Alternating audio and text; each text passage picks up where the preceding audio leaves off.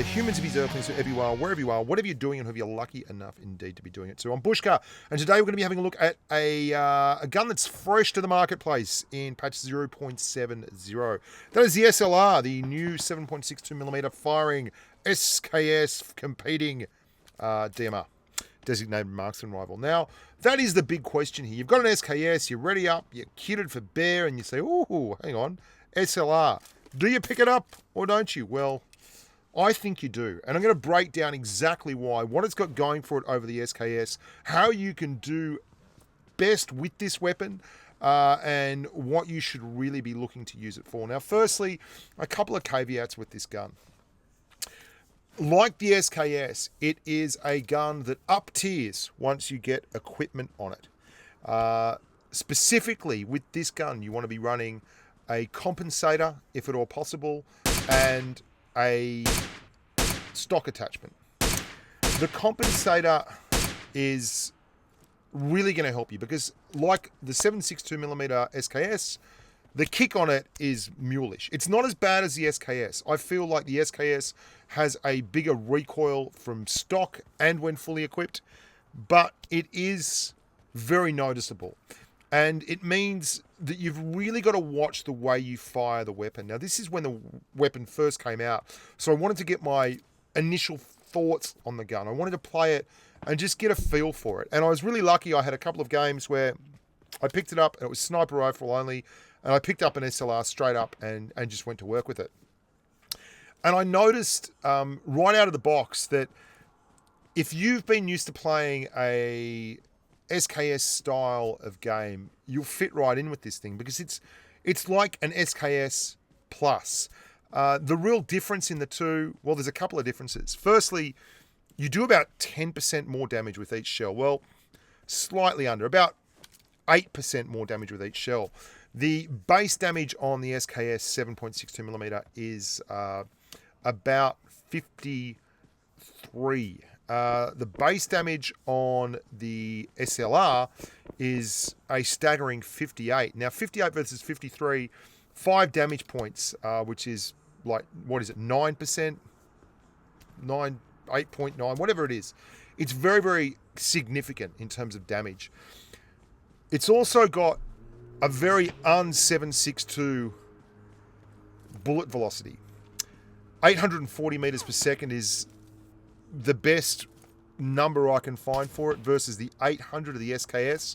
I've seen different numbers out there from data mining and from testing, but they all kind of had that same difference where the SKS is about 5% behind the SLR in terms of shell velocity. And that's important when you consider that one of the big negatives on the 7.62mm rounds is the shell velocity.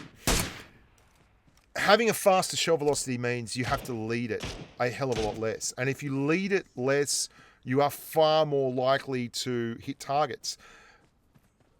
Lead time at longer ranges can be excessive if you're running a Kar 98. You probably know that. It's a very low shell velocity 7.62mm sniper rifle. The Kar 98, for instance, if you're looking at the sniper rifles, has a shell velocity of 760 meters per second. The SLR has nearly 100 meters per second more shell velocity. Now, these are all the numbers, and that's great, but one of the things you might have heard me talk about in game before is how I don't really find the numbers to tell the complete story with these guns. And that's certainly the case with the SLR, because the big question here is how effective is it in the real world? Now, it's super effective. It's a beast. And the reason I find that to be so commonplace now when you're running the game is that in patch 0.70, they made AR attachments fit DMRs. Now, that means that you're basically looking at a designated marksman rifle that can very, very quickly find a compensator and very, very quickly find a extended magazine, meaning you get a 20 rounds clip, you get a gun that has a big reduction in recoil, and you can get it set up really, really quickly. Now, that's important. If you can get those things on this rifle, I went to the training range, I ran some tests.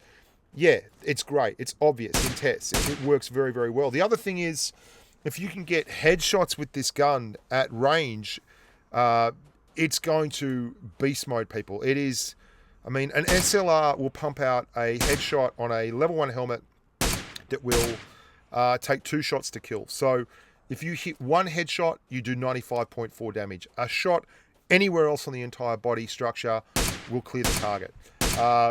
Likewise, a headshot to a level 2 helmet will do 81.8 damage. A shot anywhere else on the body apart from the hand you do 16.5 damage for. I don't know why with an SLR. So anywhere else in the body, you're going to clear that target. I mean, that's really, really impressive. So if you take your time and make that first shot count, you can really nail with the second shot. And because it scales so well with attachments, it's a lot easier to hit that first headshot. You've got 840 meters per second bullet velocity. You've got a harder hitting shell. You've got a very easy to find attachment range. So it really, really works well for that. Something else that is equally important to talk about with this gun is it's no Mini 14. Now you can see I'm running a Mini on my back there. I have a lot of time for the Mini 14. One of the great things about the Mini 14 that makes it stand out over guns like the SLR and the SKS. In fact, the biggest thing for me with the Mini 14 is the very, very low recoil profile. What that means is you can smash the button. You can smash the button and still control with relatively, it's quite easy to keep the gun pointing at the target.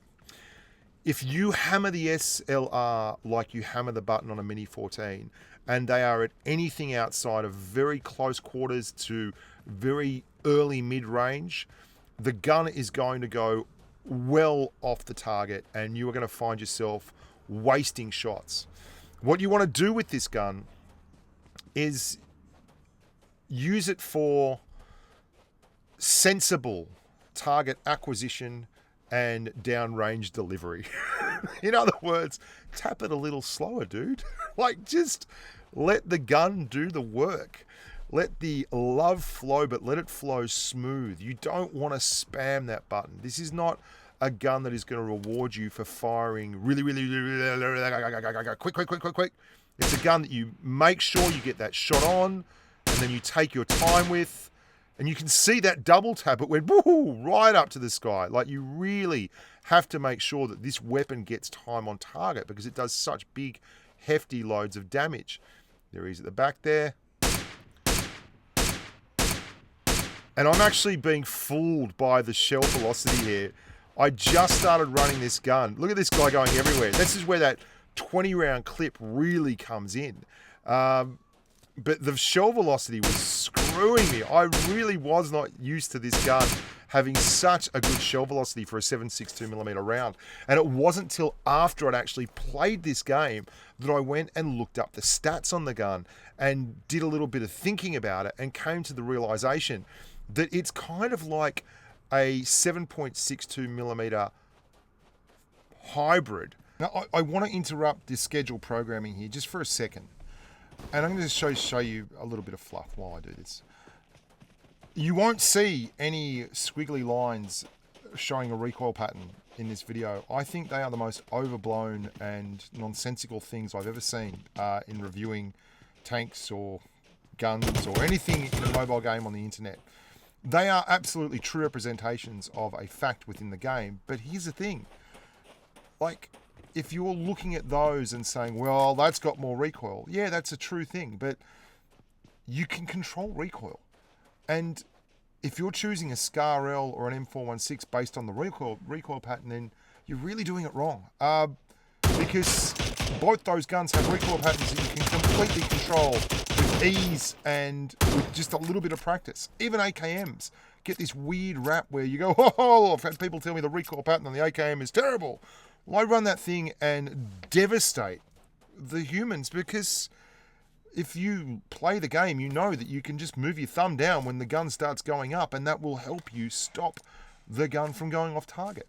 And that's why we talk about this in very, very real terms as to how it applies to gameplay. It's how I tend to talk about all the stuff in my reviews, because that is how the game occurs. It doesn't happen against a wall with some neon colored dots joined together. Anyway, back to the review. Because it doesn't feel like, you know, the old 7.62mm SKS. Now, I know some people say they prefer the SKS. I understand that. It does sound nice. It's got that deep, throaty growl when you throw one down range. And I'll be honest with you, there is one area that the SKS has over the SLR, and that is the reload speed on your magazine. So if you're looking to get 20 out quickly in a close quarters combat, you know, if you are in like a situation where the SLR is all you've got, right, and it's early game or something, and you are trying to actually, I mean, look at that. That's a very small lead time on this guy for a 7.62mm round, and it's absolutely getting there. I mean, he's jiving and jumping, and we're at reasonably long range, but that's small increments of lead time, and the SLR is still doing the business. That is such an anomaly for a 7.62mm round. Go fire an AKM at those kind of ranges and see how you go. Like, that is absolutely phenomenal. It really does make a big difference at 840 meters worth of shell velocity. So where was I? Yeah, so if you are on the reload with an SLR, your base reload time, right, when you are changing magazines, is quite a bit higher than an SKS. It's 3.68 seconds versus 2.9 seconds. Would I take this gun over a Mark 14? I mean, it's... Look, the Mark 14, I don't know. I've not had enough time with the weapon to really figure it out. All the numbers say that the Mark 14 is a better gun. I've never really been a great lover of the Mark 14, but I've got mates who swear by the Mark 14. So my aim, I've done the Mini 14, I've done the SKS, I've now done this SLR review.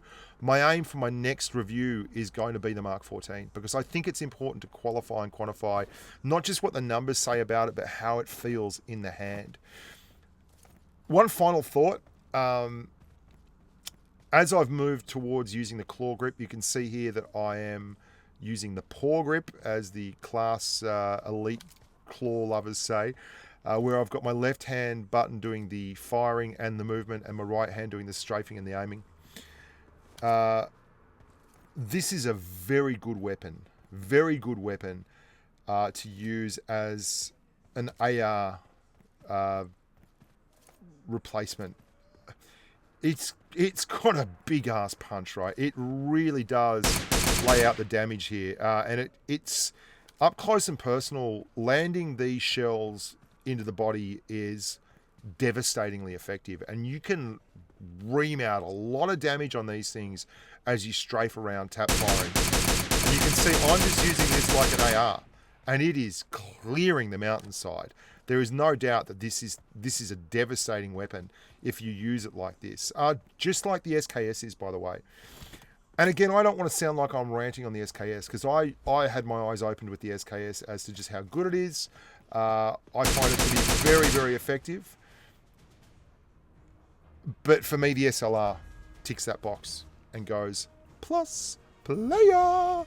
So there we go. That's the SLR. That's my thoughts on it. I hope you enjoyed that. Look after yourselves, guys. Remember to like the video, please. That helps me. Like the damn video and subscribe. And until next time, stay safe on the battlefield. Bye for now.